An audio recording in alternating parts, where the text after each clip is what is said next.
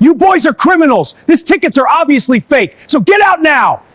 TSA agent tears up black teen's tickets, and 7 minutes later he's fired on the spot in a way that proves sometimes the children racists humiliate have fathers with connections powerful enough to end careers with one phone call and turn security checkpoints into unemployment lines for those who thought their badges made them untouchable.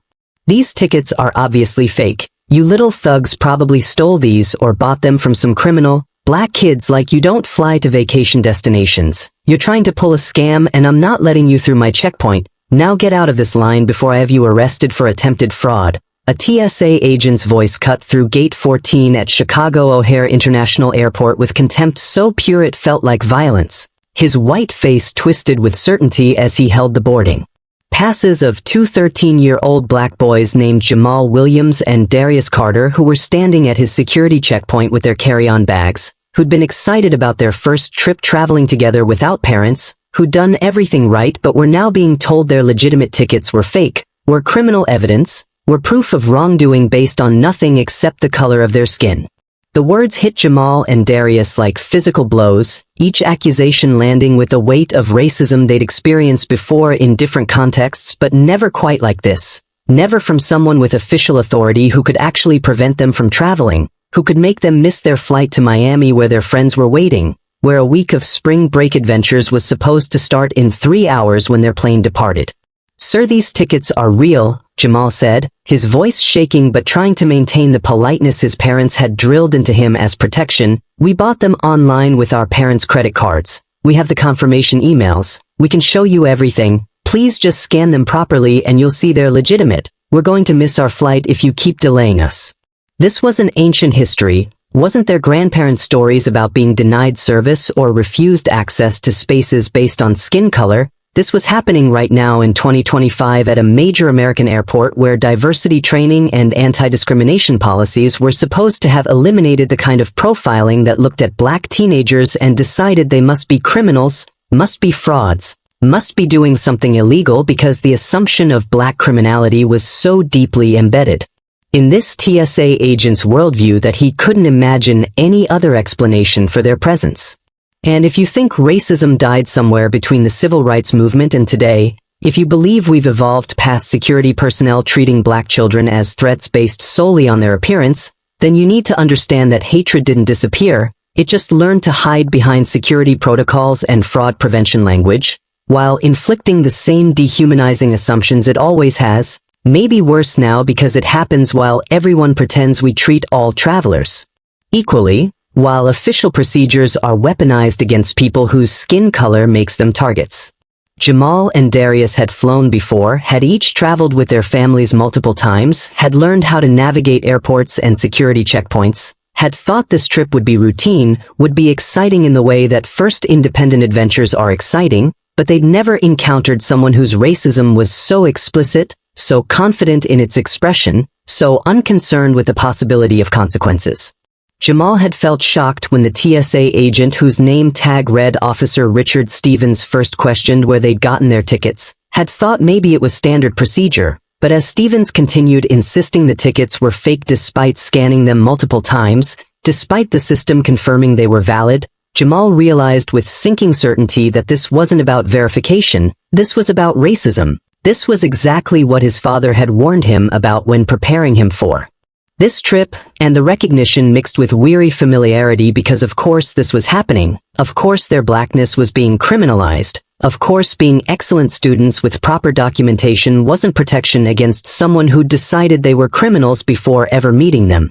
Other travelers in line behind them were watching this confrontation with varying degrees of discomfort, some checking their phones, some shifting their weight impatiently wanting the line to move, some pulling out cameras to record but none speaking up. None saying this seems wrong, none using their voices or their privilege to challenge Officer Stevens's treatment of two children who were clearly distressed, clearly being treated differently than the white travelers who'd passed through his checkpoint without additional scrutiny or accusations. "Please sir, we're going to miss our flight," Darius said, tears starting to form because he could see the departure time approaching, could see other passengers for their flight boarding at the nearby gate, could feel their vacation slipping away because this man had decided to target them. "We haven't done anything wrong. Our tickets are real." Please just let us through. We promise we're not criminals. We're just kids trying to go on vacation. If you believe children should never be criminalized by security personnel who decide black skin equals suspicious behavior, keep watching, because what happens when these boys' father finds out will restore your faith that sometimes justice comes swiftly for racists who abuse their authority. And if you've ever been treated like a criminal because of how you look, drop a comment below and tell us your story. Tell us where you're watching from and what time it is, because you need to see what happens when someone terrorizes the son of a man whose best friend runs airline HR. This story doesn't end the way you think. So hit that like button if you stand against racism, and subscribe to this channel because we're exposing incidents that airports pray never go viral.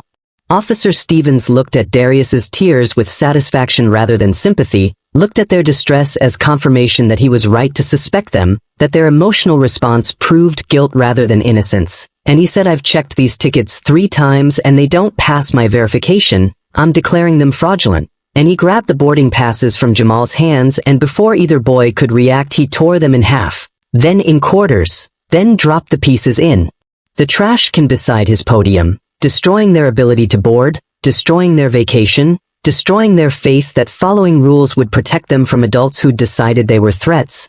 But to understand how 2 honor students ended up watching a TSA agent destroy their legitimate tickets, how best friends traveling together for the first time ended up criminalized by someone whose job was security not discrimination, we need to go back 6 hours to 2 homes in Chicago where this morning started not with confrontation but with excitement and parents' careful preparation of sons they were sending into a world they knew still harbored dangers they couldn't always predict or prevent. Jamal Marcus Williams, 13 years old, was an 8th grader at Whitney M. Young Magnet High School, where he maintained a 3.8 GPA and played point guard on the basketball team, a kid who loved video games and comic books and had dreams of becoming a software engineer.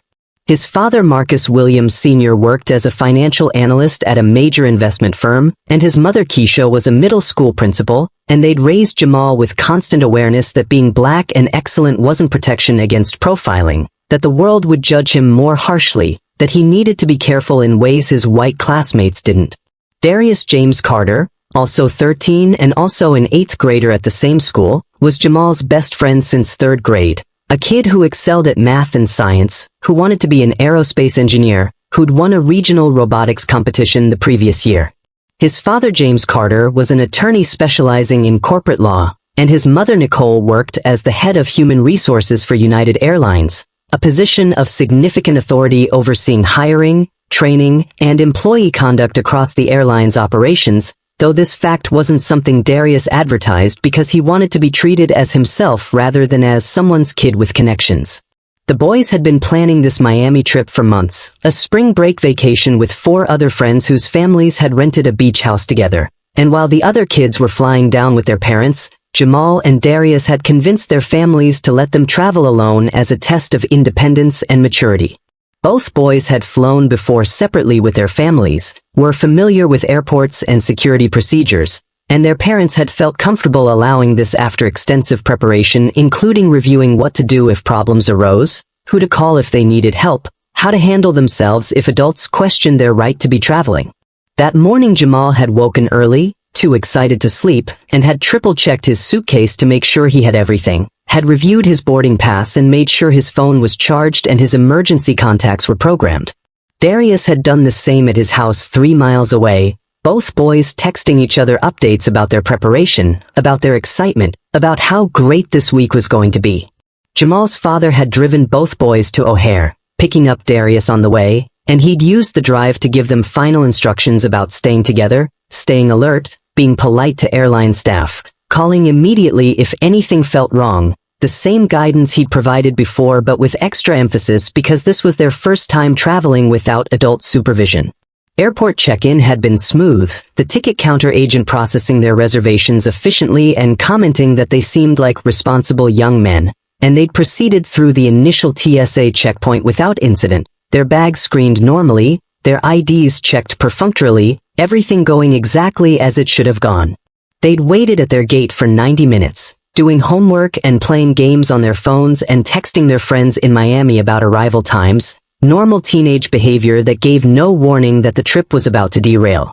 When their flight started boarding, they'd gathered their things and joined the line, and that's when they'd encountered Officer Richard Stevens manning the gate security checkpoint, a secondary verification point that some airlines used for additional screening, and Stevens had looked at them with immediate suspicion, had asked to see their tickets with a tone that implied he expected to find something wrong, had questioned where they'd gotten these tickets, how they'd paid for them, whether their parents knew they were traveling, each question carrying the implicit assumption that something about this situation was fraudulent. "We bought these tickets online," Jamal had explained, showing Stevens his phone with the confirmation email. "Our parents approved everything, we're meeting friends in Miami," and Stevens had looked at the documentation and then at their faces and seemed to decide that no amount of proof would convince him these black teenagers belonged on this flight.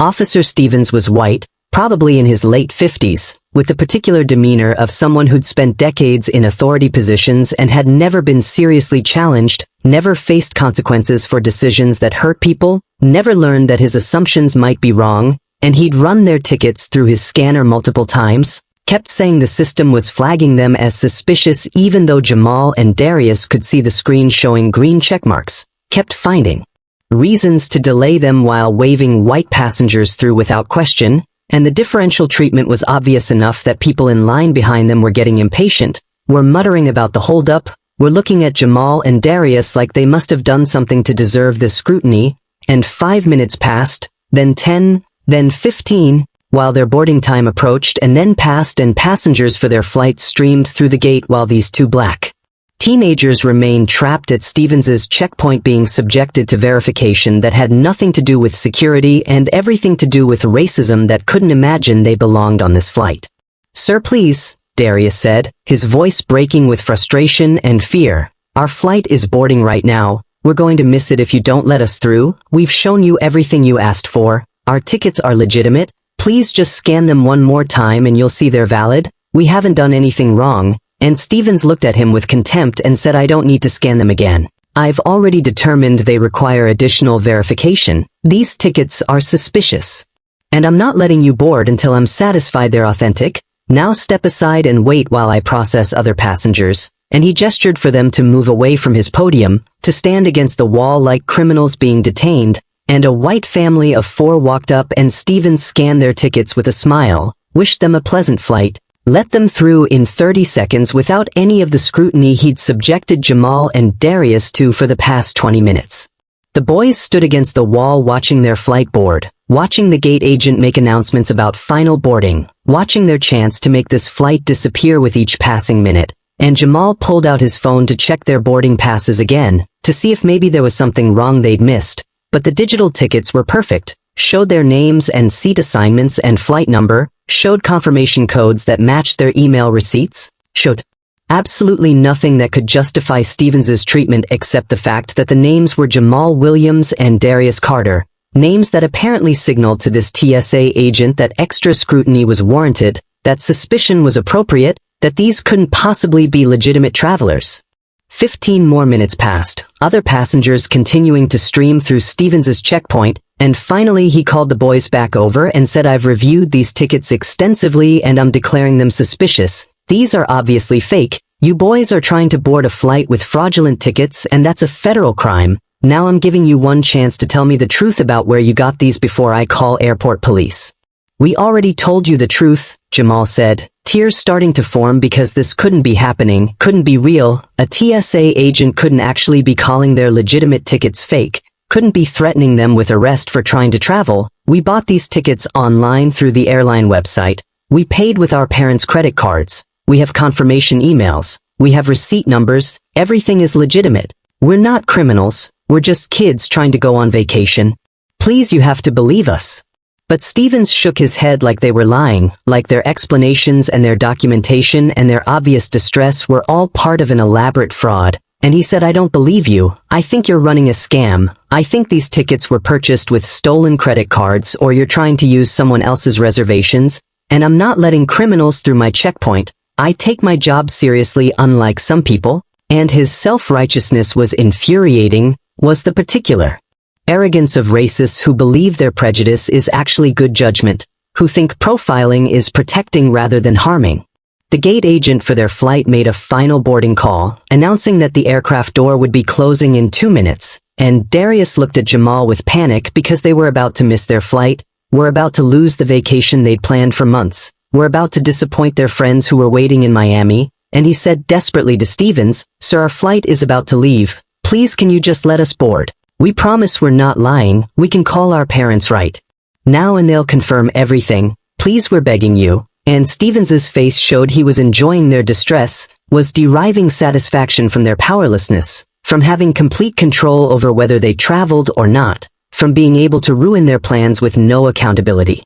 The anger that had been building in Stevens throughout this interaction finally reached its peak, triggered by what he perceived as the boys' continued disrespect in questioning his authority, in insisting their tickets were real when he decided they were fake, in failing to accept his judgment with the deference he believed black children should show white authority figures. And he grabbed the boarding passes from Jamal's hands with violence that made both boys flinch, and he said, "These tickets are fraudulent and I'm confiscating them as evidence." And before either boy could react, before anyone watching could intervene, Stevens tore the tickets in half with deliberate force, the sound of ripping paper like a gunshot in the suddenly quiet gate area, and then he tore the halves into quarters, and then he dropped all the pieces into the trash can beside his podium, destroying not just paper but their ability to board, their vacation, their trust that following rules would protect them.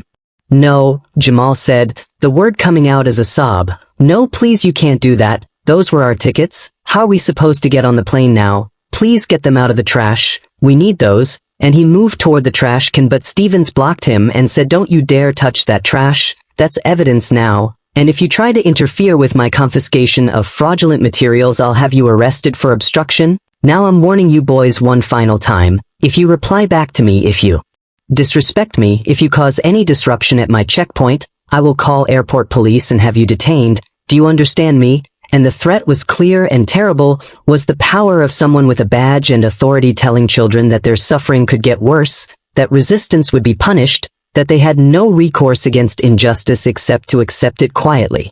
The boys stood there crying, watching the pieces of their tickets sitting in the trash, watching their flight's door close at the gate, watching the aircraft push back from the terminal without them, and other passengers who'd witnessed this were pulling out phones to record now that it was too late to help, were documenting the aftermath instead of intervening during the assault, and their cameras captured two 13-year-old black boys sobbing at a TSA checkpoint while a white agent stood over them with satisfaction, captured the exact moment when Jamal and Darius learned that excellence and preparation and following every rule couldn't protect them from adults who decided their skin color made them criminals, captured trauma that would follow these boys into adulthood, shaping how they moved through airports, how they trusted authority, how they understood their place in a country that claimed to value equality but demonstrated through actions like Stevens's that black children were still presumed guilty until proven innocent, and sometimes not even then.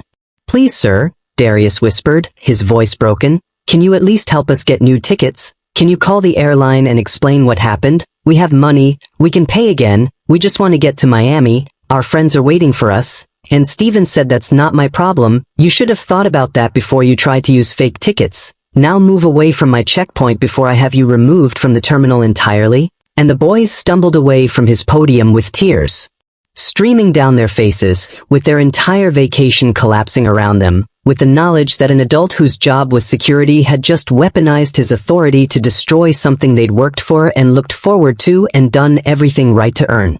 Jamal pulled out his phone with hands that shook so badly he could barely unlock it, and he opened his text messages to the group chat with their friends in Miami, and he saw messages asking, "Where are you guys? Are you boarding yet? We're so excited to see you." And he had to type through tears, "We're not coming. A TSA agent tore up our tickets, said they were fake. We missed our flight. I don't know what to do." And he watched the message send and imagined his friend's confusion and disappointment. Imagined the beach house with an empty bedroom that should have been his and Darius's. Imagined a week of activities they wouldn't be part of. Imagined all the memories being made without them because Officer Stevens had decided two black teenagers couldn't possibly belong on a flight to Miami.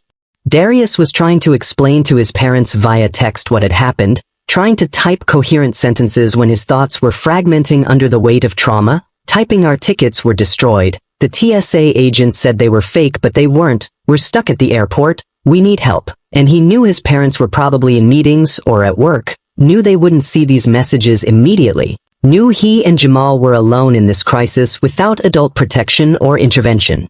The boys walked to a quiet corner of the terminal and sat on the floor with their backs against the wall, and Jamal said through sobs, "This isn't fair. We did everything right. We had real tickets. We weren't causing problems. Why did he do that to us? Why does he hate us so much?" And Darius didn't have answers because there were no rational answers, no explanation except racism that didn't require justification, that operated on assumptions so deeply embedded that evidence to the contrary was irrelevant. They sat there for 15 minutes crying and trying to figure out what to do, whether to try buying new tickets, whether to go to the airline desk and explain what happened, whether to just go home and accept that their vacation was over before it started, and each option felt impossible, felt like admitting defeat, felt like letting racism win even though they didn't know how to fight it when the person with power had already made his decision. "We should try to get the tickets out of the trash," Jamal said finally. "Maybe if we have the physical pieces we can prove to the airline they were real, maybe they can reissue them or let us board another flight." And Darius nodded and they walked back to Stevens's checkpoint where he was still processing passengers, still waving white travelers through with smiles while apparently reserving his suspicion for people who looked like Jamal and Darius. "Excuse me, sir," Jamal said, trying to keep his voice steady despite the tears still on his face. "We need to get our tickets from your trash can. We need them to show the airline what happened. Can we please just retrieve them?" And Stevens looked at them with irritation and said, "I already told you those tickets are confiscated as evidence. You can't have them back. Now leave my checkpoint or I'm calling security." "But there are tickets," Darius said, his voice rising with desperation. "You destroyed our property. You had no right to do that. They were legitimate and you know it. The scanner showed they were valid. We saw the screen. You just decided to target us because we're black, because you assumed we were criminals." And the direct accusation of racism seemed to enrage Stevens beyond reason, seemed to trigger the particular fury that racists feel when their prejudice is named explicitly, when they're forced to confront what they've been doing instead of hiding behind official language about security and verification. "How dare you accuse me of racism?" Stevens said, his voice loud enough that other passengers stopped to watch. "I'm doing my job. I'm protecting this airport from fraud. And you boys are being disruptive and disrespectful. You're refusing to comply with TSA directives. You're causing a disturbance, and I'm done being patient with you." And he pulled out his radio and said into it, "I need security to gate 14 immediately. I have 2 juveniles refusing to leave the checkpoint area. Possible trespassing and disruption." And Jamal and Darius looked at each other with horror because this was escalating, because asking for their own property back was being reframed as criminal behavior, because they were about to be detained by security for the crime of being black teenagers who dared to challenge a white authority figure's racism. "We're not trespassing," Jamal said, panic rising in his voice. "This is a public airport. We're passengers. We have tickets. Well, we had tickets before you destroyed them. We're just trying to get to Miami. Please don't call security on us. We'll leave. We'll go. Just please let us get our tickets first." But Stevens ignored them, kept his radio keyed saying, "Yes, they're still here. They're becoming increasingly aggressive. I need backup now." And his description of the situation was so divorced from reality, was such a distortion of 2 crying teenagers begging for help, that several passengers who'd witnessed the entire interaction started speaking up saying those boys aren't being aggressive. They're just upset because you destroyed their tickets. This agent is lying about what's happening. But their interventions came too late, came after the damage was done, came when security was already en route. And within 2 minutes 3 airport security officers arrived, 2 white men and 1 white woman, all wearing uniforms that gave them authority these teenagers couldn't challenge, all looking at Jamal and Darius with suspicion that suggested they'd already decided who to believe before hearing any explanation. "These are the juveniles," Stevens said, gesturing at the boys. "They attempted to board with fraudulent tickets. I confiscated the evidence, and they've been harassing me, refusing to leave when directed, becoming increasingly hostile. I want them removed from the terminal and possibly detained for questioning about where they obtained the fake tickets." "That's not true," Darius said desperately, addressing the security officers. "Our tickets were real. He tore them up for no reason. We just want to get to Miami. We're not criminals. Please, you have to believe us." and he pulled out his phone to show them the confirmation emails, the receipt for the tickets purchased 3 weeks ago, the boarding passes that had been in their Apple Wallet before Stevens destroyed the physical copies. But the security officers barely glanced at his phone, seemed to have decided that Stevens's word as a TSA agent outweighed anything two black teenagers could say. If you're watching this and you've ever stayed silent when children were being targeted by authority, subscribe to this channel right now and promise yourself you'll speak up next time, because what happens when these boys are detained will show you what silence costs. Will show you that filming isn't helping if you don't also intervene. So hit that subscribe button if you believe protecting vulnerable people matters more than avoiding conflict with security, because bystanders who watch without acting enable the abuse that's about to get much worse.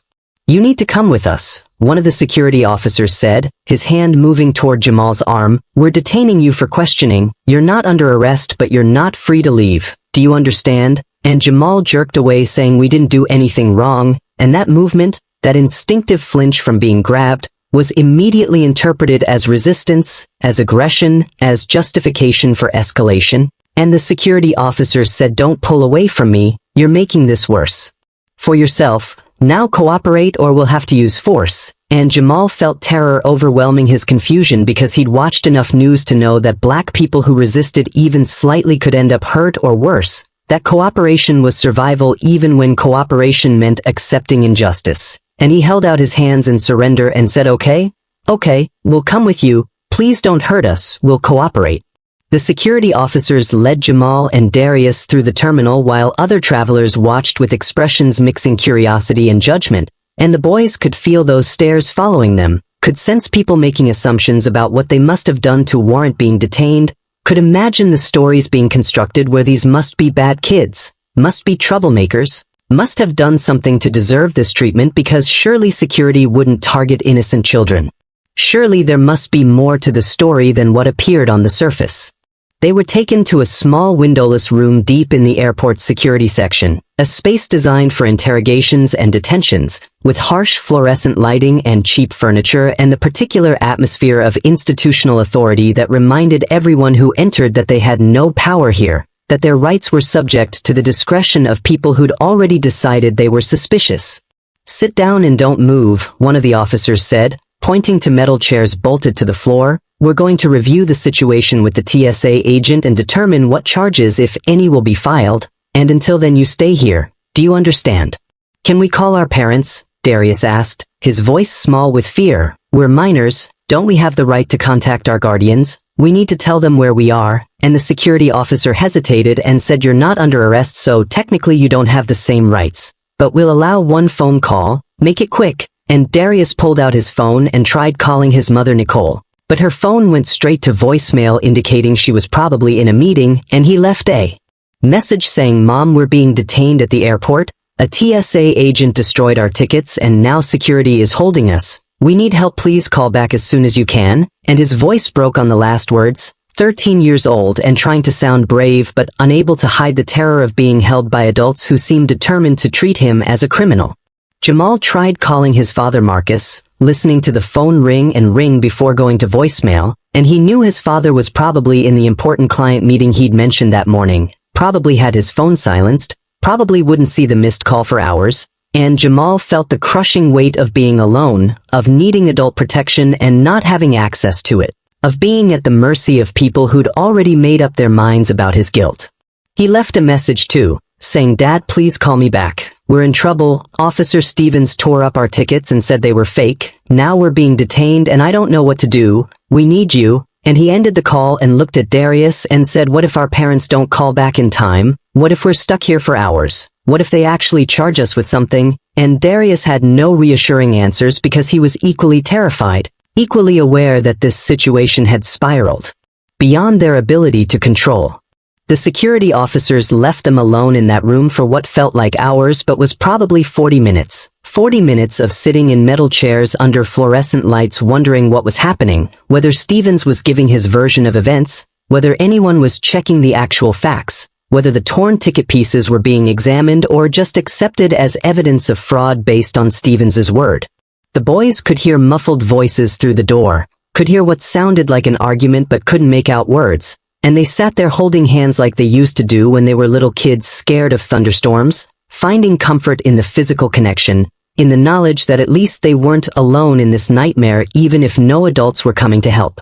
"I'm so sorry I convinced you we should travel alone," Jamal said, tears streaming down his face again. "This is my fault. I thought we were ready. I thought we could handle it, but I was wrong, and now our vacation is ruined and we're being treated like criminals, and it's all because I wanted to prove we were mature enough." "This isn't your fault," Darius said, his own tears falling freely. "It's Officer Stevens' fault. It's racism's fault. We didn't do anything wrong. We followed all the rules. We had legitimate tickets. We were polite and respectful, and he still destroyed our property and called us criminals. You can't blame yourself for not anticipating that an adult would abuse his power this way." But Jamal felt guilt anyway because he'd been so confident, so sure that preparation and excellence would protect them, so convinced that being good kids with good grades and good families would shield them from the worst of racism, and learning that none of that mattered when someone decided to target them felt like betrayal, felt like all the lessons about respectability and achievement had been lies designed to make them compliant rather than safe. The door finally opened and one of the security officers came in with a tablet and said, "We need to take your statements about what happened. Tell us your version of events." And Jamal recounted everything: the delay at the checkpoint, the repeated scanning that showed their tickets were valid, Stevens's accusations of fraud despite all evidence to the contrary, the tearing of their tickets, the threats of arrest. All of it documented in his shaking voice while the officer typed notes that would probably be dismissed as the lies of children trying to avoid consequences for attempted fraud. Darius gave his statement next, corroborating every detail, adding information about how Stevens had let white passengers through without scrutiny while subjecting them to 20 minutes of interrogation, how the differential treatment was obvious to everyone watching, how passengers had recorded the whole thing on their phones so there was video evidence if anyone cared to look at it.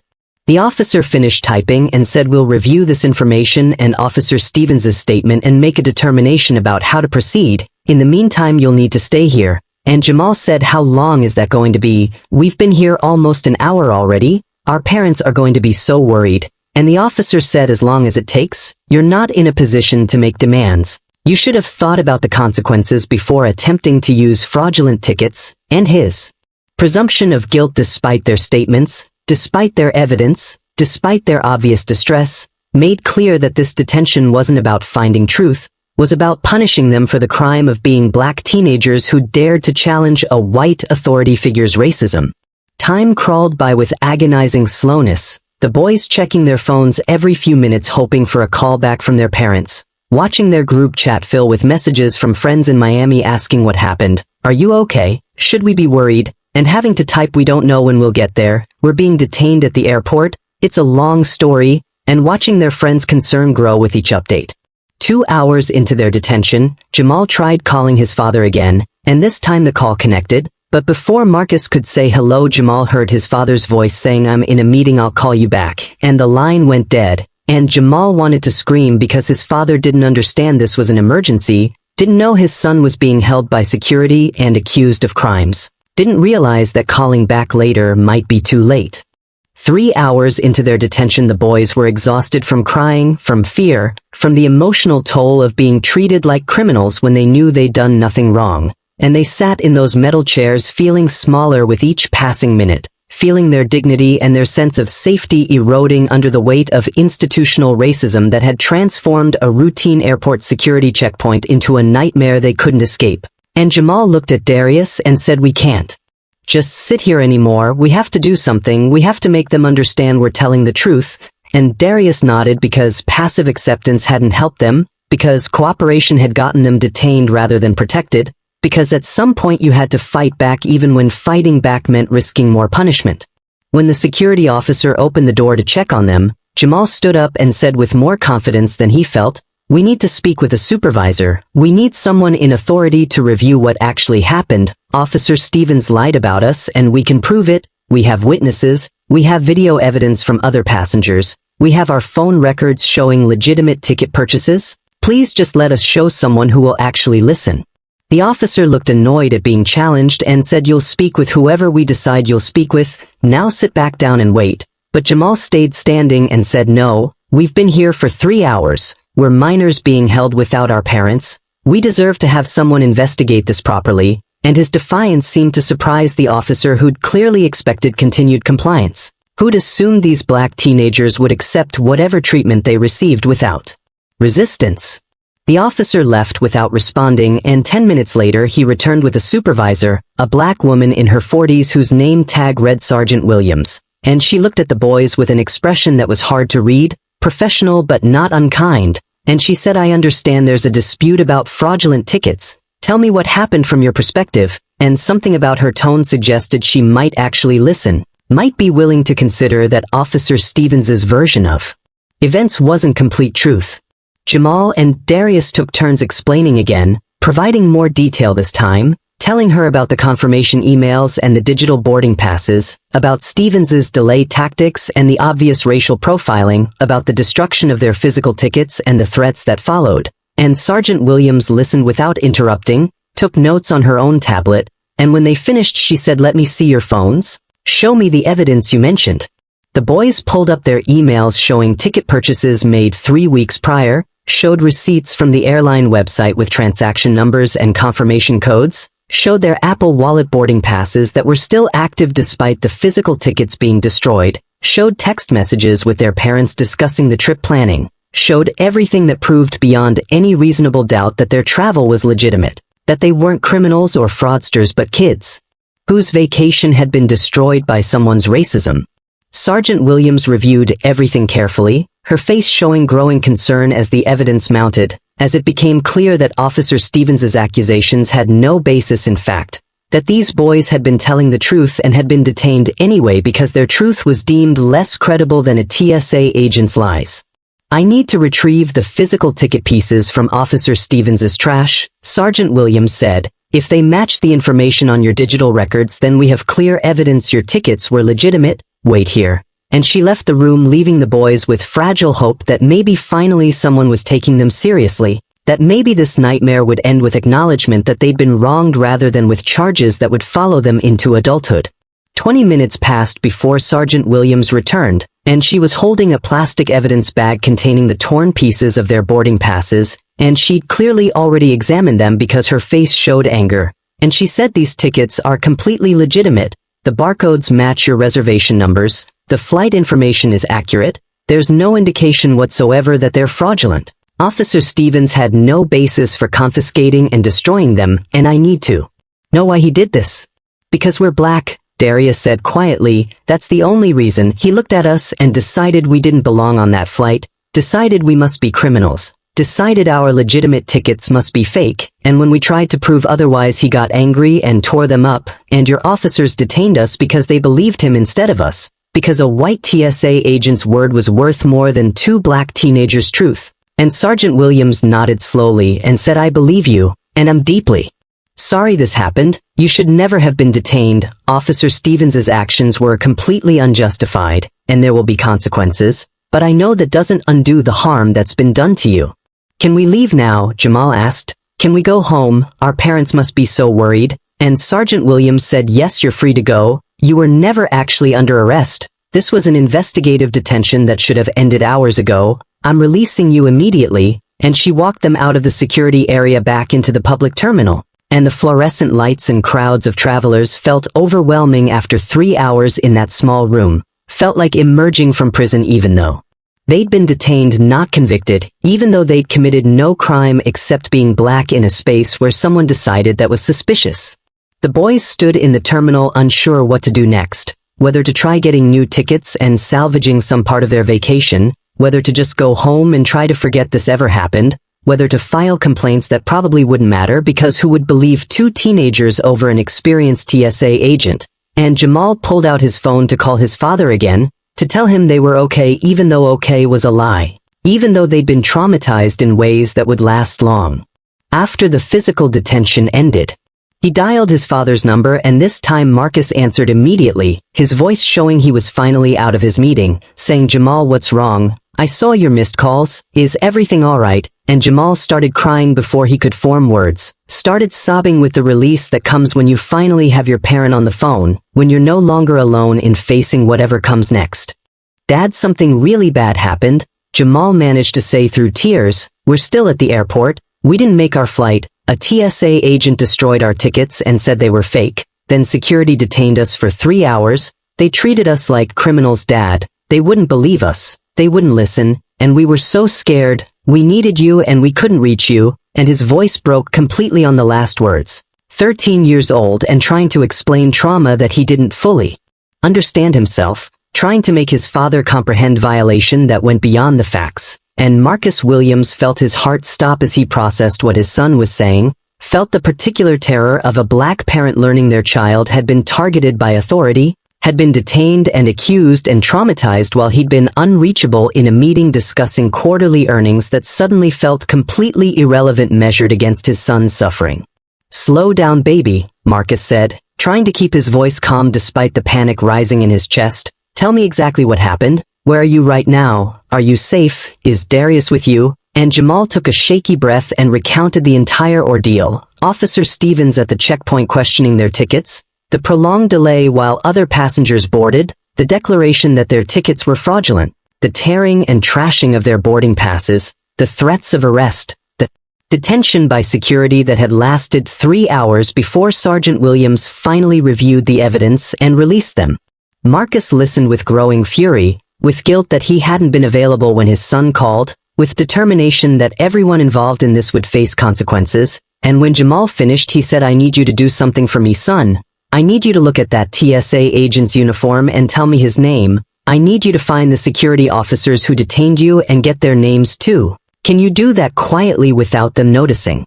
Jamal looked around the terminal and saw Officer Stevens still at his checkpoint processing passengers like nothing had happened, like he hadn't just destroyed 2 children's vacation and subjected them to hours of detention, and Jamal said quietly into the phone, "The TSA agent is Officer Richard Stevens. I can see his name tag from here, and I remember the security officers. One was named Martinez and one was named Johnson and one was named Peters. They all had name tags," and Marcus said, "Good job. Now I want you and Darius to find a quiet place to sit, somewhere away from that TSA agent, and wait for me. I'm handling this right now. I'm going to make sure everyone who hurt you faces consequences. Do you understand me? You're not alone anymore."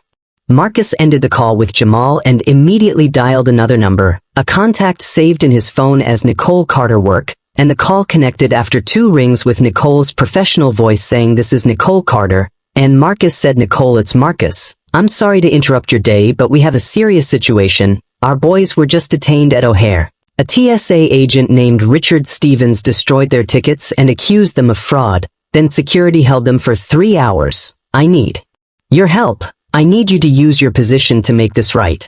The silence on Nicole's end lasted maybe 2 seconds before her voice came back different, stripped of professional calm and filled with maternal fury, saying, "My son was detained. Darius was held by airport security.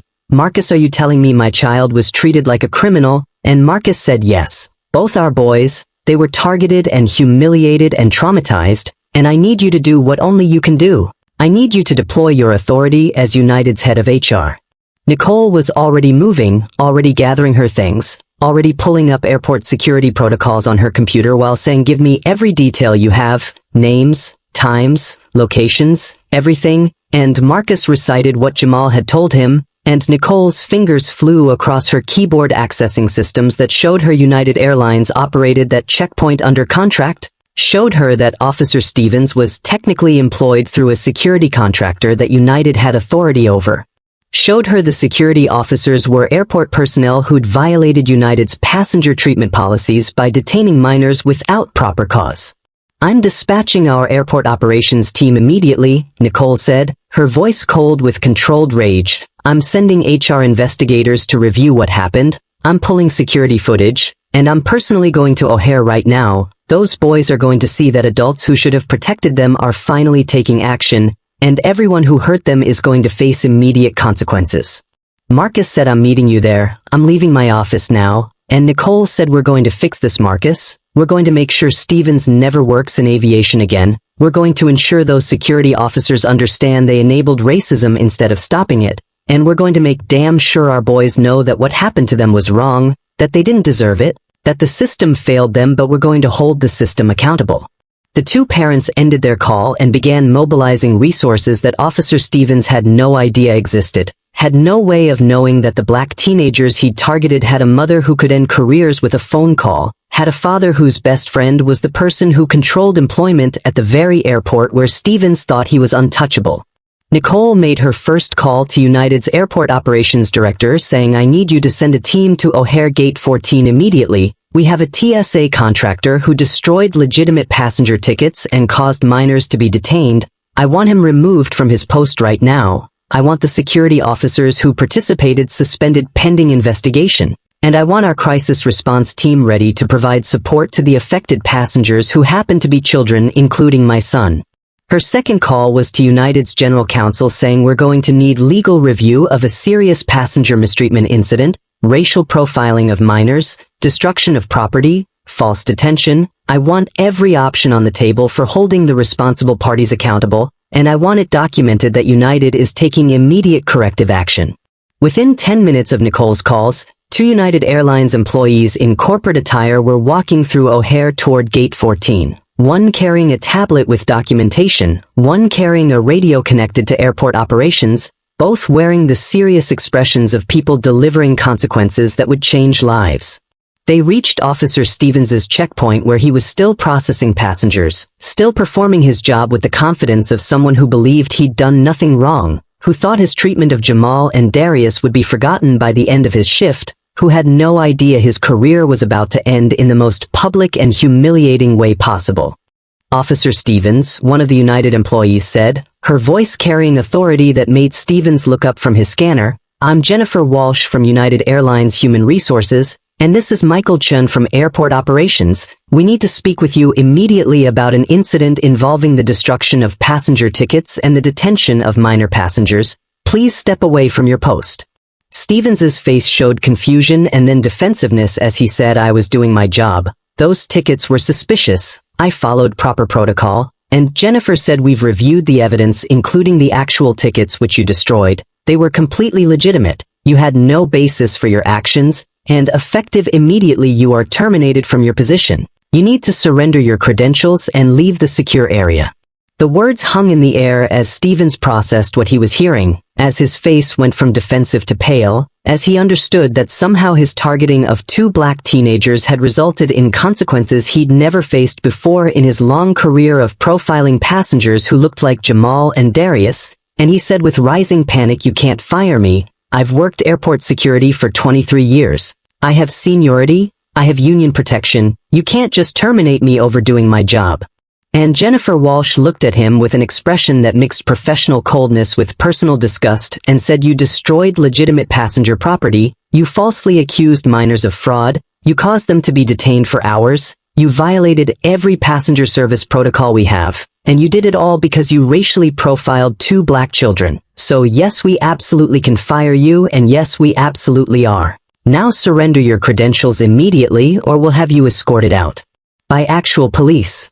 Stevens fumbled with his badge and his security access card, his hands shaking as the reality of unemployment settled over him, as he realized that pension and benefits and career were evaporating because he'd made assumptions about 2 kids based on their skin color, and he tried one more defense saying those boys were suspicious. They didn't look like they belonged in the airport. They must have done something to make me think their tickets were fake, and Michael Chun cut him off saying, "We've reviewed the security footage. We've seen you let dozens of white passengers through without question while subjecting these black children to 20 minutes of interrogation. We've seen you tear up tickets that your own scanner confirmed were valid. We have video evidence of everything you did. So stop trying to justify racism that's been documented from multiple angles and just leave before this gets worse for you."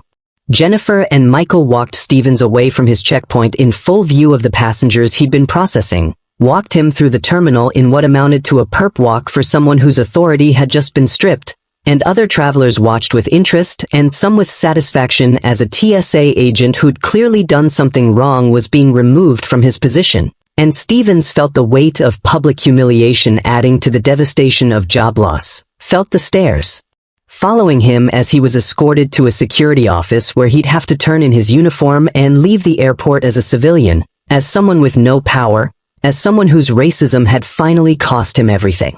Once Stevens was secured in the office, Jennifer and Michael returned to the terminal and found the 3 security officers who detained Jamal and Darius, officers Martinez, Johnson, and Peters, who were currently on their regular patrol route. And Jennifer said, "We need to speak with you about the detention of 2 minor passengers earlier today," and the officers' faces showed they knew exactly what this was about. Showed they'd been waiting for consequences that they'd hoped wouldn't come.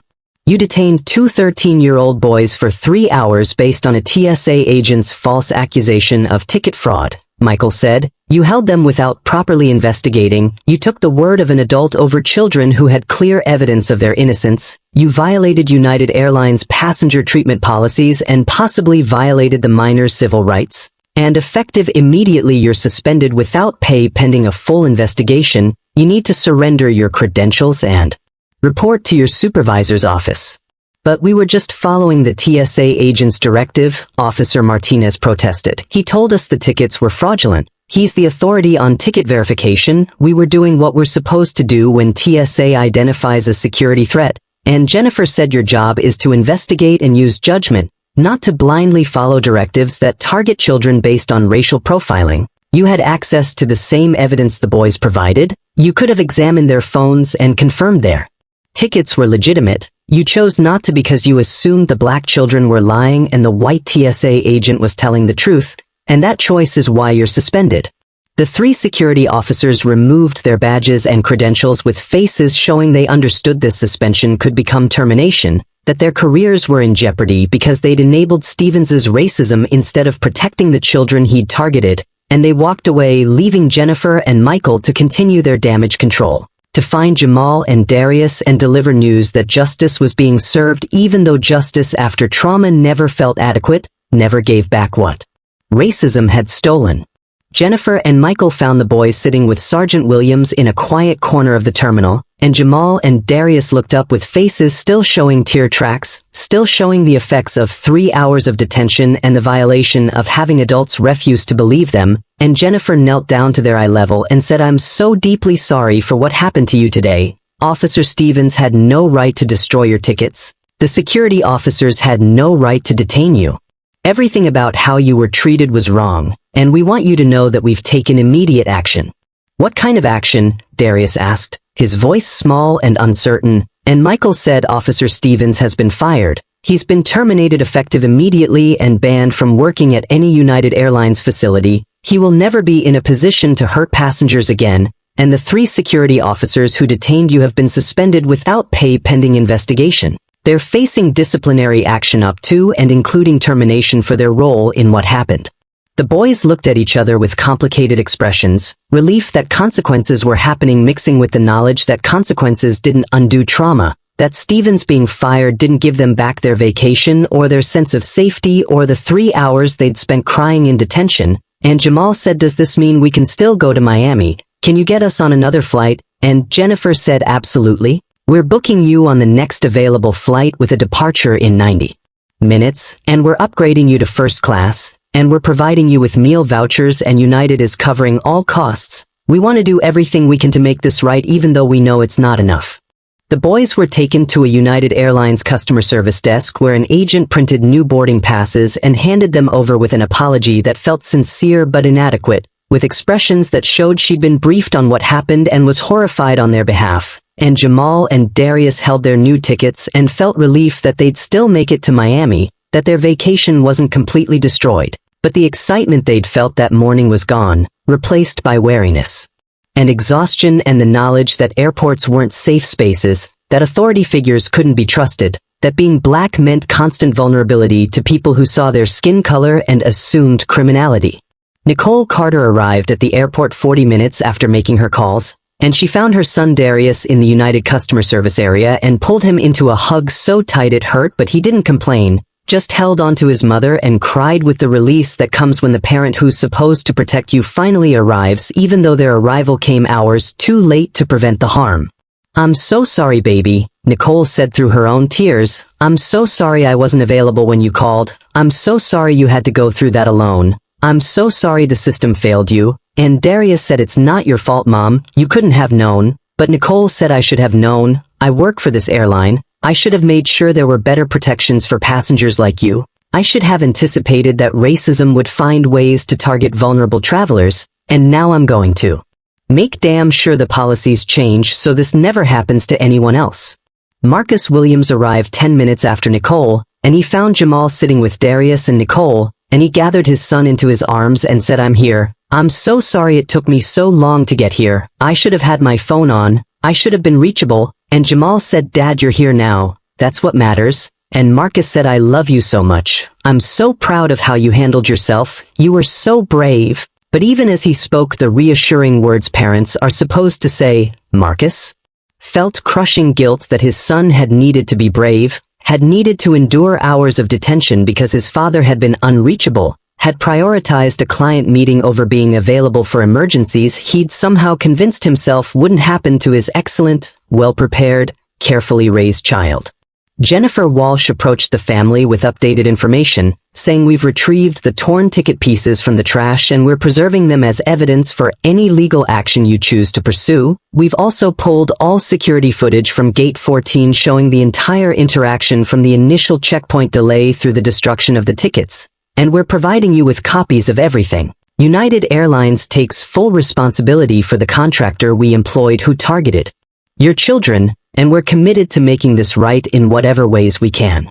Nicole looked at Jennifer, her colleague from a different department, and said with professional coldness that barely masked maternal fury, "Making this right means systemic change, Jennifer. It means reviewing every TSA contractor we employ. It means implementing oversight that prevents racial profiling. It means training that teaches security personnel to believe passengers who provide evidence instead of defaulting to assumptions based on skin color. Can United commit to that, or are we just offering apologies and upgrades while leaving broken systems in place?"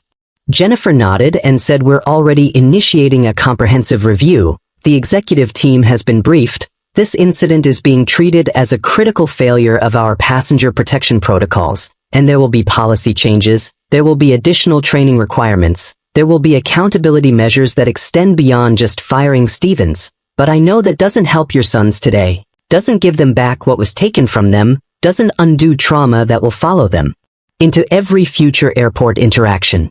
The two women looked at each other with understanding that came from both being mothers, both being black, both knowing that no amount of corporate response could fully address the violation these boys had experienced, that policy changes were necessary but insufficient measured against childhood innocence stolen by racism that saw 13-year-old travelers and decided they were threats.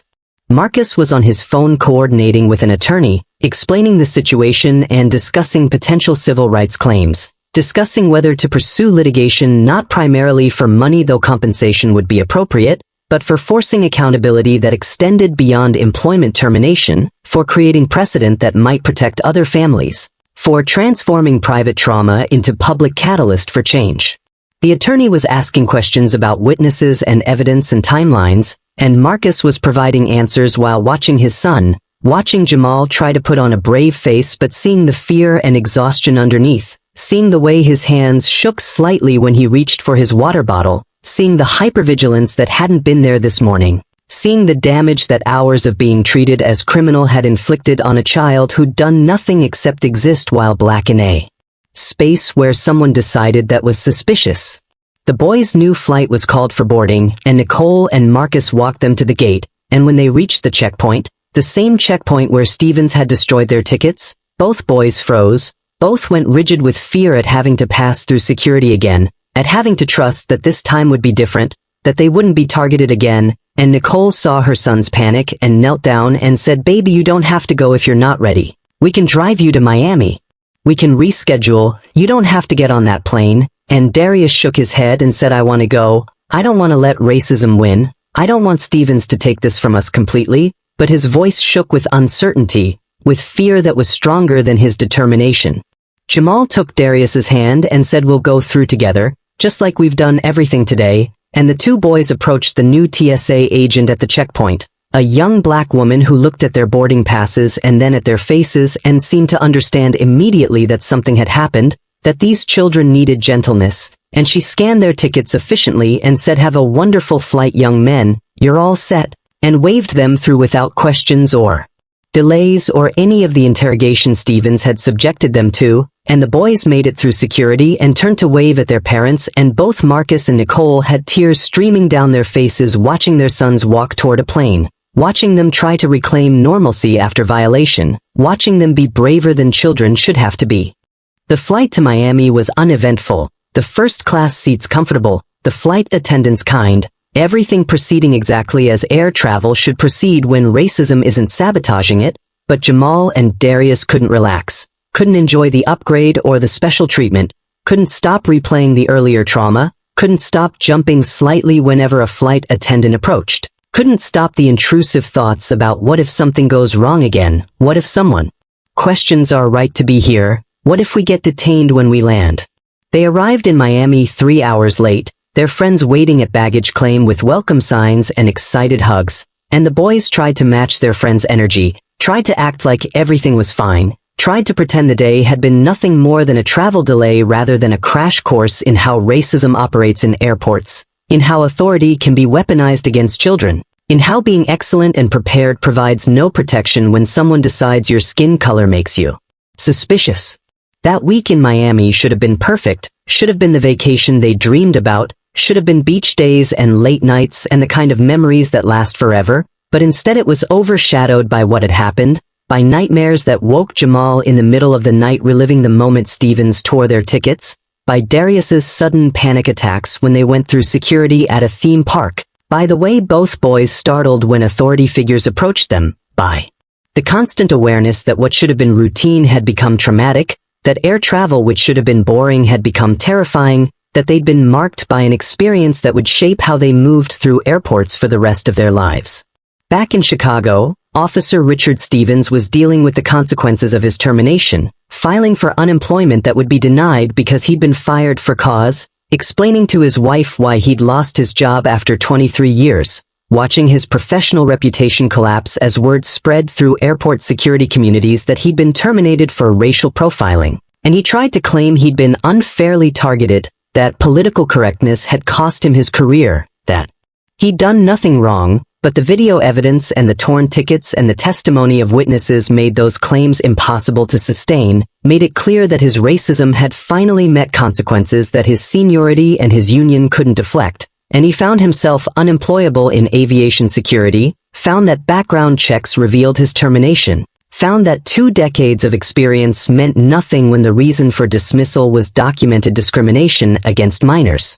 The 3 security officers, Martinez, Johnson, and Peters, remained suspended without pay for 4 months while United Airlines and airport authorities conducted investigations that revealed a pattern of deferrals to TSA agents even when those agents' decisions seemed questionable, a culture where challenging authority mattered less than maintaining smooth operations, where protecting passengers took lower priority than avoiding conflict with security contractors, and the investigation concluded that all 3 had violated passenger rights protocols and recommended termination, though ultimately Martinez and Johnson were allowed to resign rather than be fired, while Peters, who'd been the most aggressive during the detention, was terminated outright, and all 3 faced months of unemployment and damaged reputations. Their careers derailed not because they'd been overtly racist themselves, but because they'd enabled Stevens's racism through their unwillingness to question, to investigate, to believe black children who had evidence of their innocence.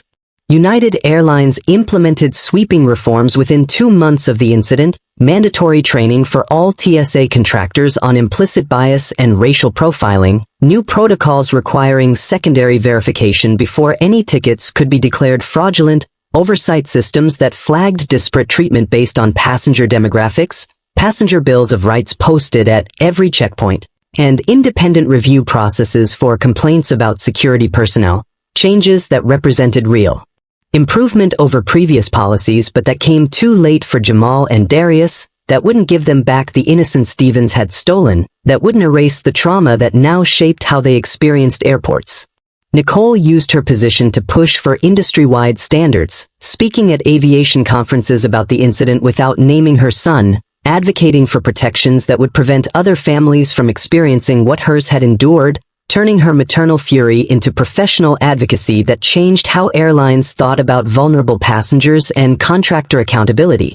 Marcus and Nicole filed a civil lawsuit against the airport authority and the security contractor that employed Stevens, seeking damages not just for the boys but for establishing legal precedent about racial profiling of minors in airport settings, and the case settled 8 months later for an undisclosed sum rumored to be in the 7 figures. Money that went into college funds for Jamal and Darius and into a foundation the families established to provide legal support for other travelers who experienced discrimination. The settlement including public acknowledgement from the defendants that the boys had been wronged, that their treatment was unjustifiable, that systems had failed them in ways that demanded accountability and change.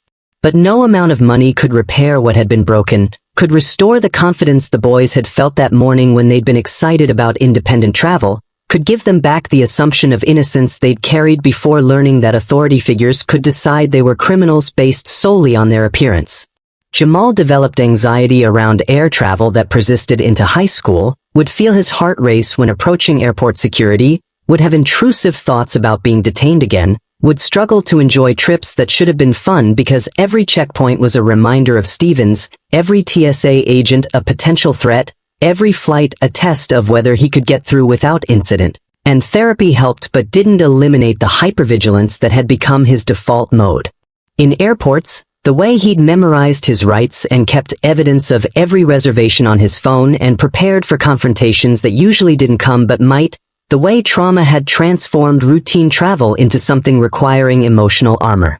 Darius carried similar scars, manifesting differently but equally profound, developing perfectionism around documentation and preparation as if being even more careful might protect him next time, as if having printed copies and digital backups and confirmation emails in triplicate could prevent racism from deciding he didn't belong. And his mother Nicole would watch him obsessively organize his travel documents and feel her heart break because she understood he was trying to control the uncontrollable, trying to make himself safe through preparation when the real danger was prejudice that no amount of evidence could overcome if someone decided to ignore that evidence. If this story moved you, if it made you realize that silence when children are being profiled enables the trauma that follows them for years, then subscribe to this channel and commit to being the person who speaks up at security checkpoints, who questions authority when it targets vulnerable people, who refuses to let racism operate unchallenged in your presence, because Jamal and Darius needed bystanders to defend them and got mostly cameras, and your voice next time could be the difference between a child making their flight or spending hours detained. So hit that subscribe button if you believe protecting young travelers matters more than your comfort. 5 years after the incident, Jamal and Darius were both in college, both successful students who'd maintained their excellence despite the trauma, both young men who'd turned their experience into activism, speaking at schools about racial profiling and civil rights, testifying before transportation committees about needed reforms, using their story to educate and advocate even though reliving it was painful. Even though every telling was a reminder of violation they'd rather forget, and they'd transformed what Stevens meant as degradation into fuel for change, had refused to let racism have the final word even though it had marked them permanently. Officer Richard Stevens never worked in aviation again, struggled with a series of jobs outside his expertise, carried bitterness about losing his career that he attributed to oversensitivity and political correctness rather than acknowledging the harm his racism had caused, died at 78 having never apologized to the boys he'd traumatized, having never taken responsibility for the day he'd decided 2 black teenagers didn't belong on a flight and had destroyed their tickets to enforce his prejudice, his legacy reduced to a cautionary tale about how discrimination destroys careers along with the lives it targets more directly. The boys graduated college with honors, Jamal becoming a software engineer who built apps designed to document and report incidents of discrimination, Darius becoming an attorney specializing in civil rights cases with particular focus on transportation discrimination, both of them carrying forward the lessons learned that terrible day at O'Hare, lessons about how racism operates through people with authority, how systems enable rather than prevent abuse, how trauma follows you even as you succeed, how justice after violation never fully heals but at least acknowledges that wrong was done and demands that wrong be addressed, how 2 13-year-old boys watching their tickets torn up and thrown in trash became 2 men determined that no other children would endure what they'd endured if they had any power to prevent it, Their pain transformed into purpose even though purpose didn't erase pain. Their trauma acknowledged even though acknowledgement didn't restore innocence. Their story told even though telling required reliving, because silence had enabled their abuse and they refused to be silent about what silence costs.